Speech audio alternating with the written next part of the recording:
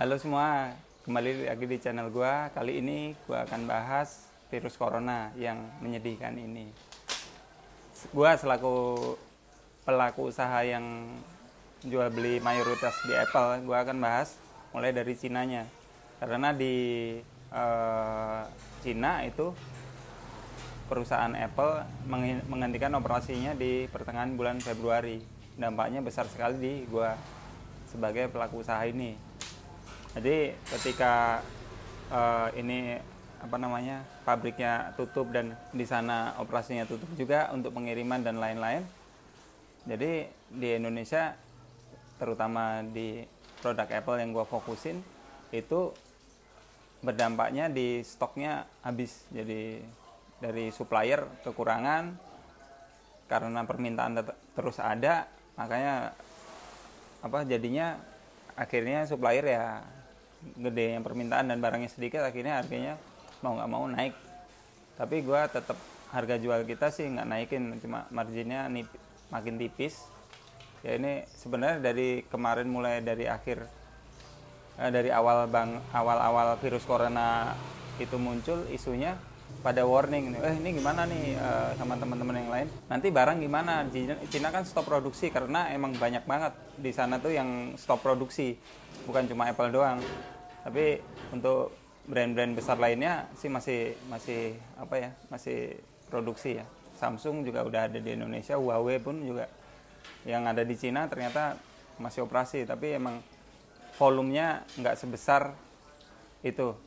Karena di berita tadi gue juga lihat, dari berita nanti menyatakan bahwa perusahaan Apple dalam 2 hari aja turunnya sahamnya sekitar 600 triliun. Gila sih itu baru 2 hari ya, baru nggak tahu sampai sekarang. Jadi gue sempat lihat di berita juga ya. Gue sih berharap dengan musibah dunia ini, virus ini, semoga cepat berlalu agar industri semua lah, perekonomian dan kesehatan warga di dunia ini membaik lagi. Karena yang paling berpengaruh sih di Cina tuh, emang bener-bener perekonomiannya kayak stop lah. Di Indonesia pun juga, di gua sendiri di Apple, perusahaannya di sana stop produksi.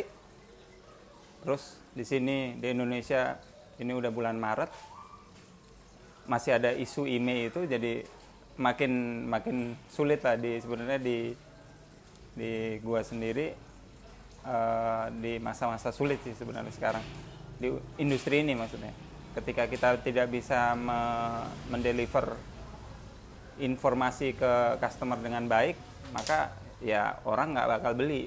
Karena sebenarnya nggak sesimpel itu yang internasional diblokir atau apa, nggak sesimpel itu.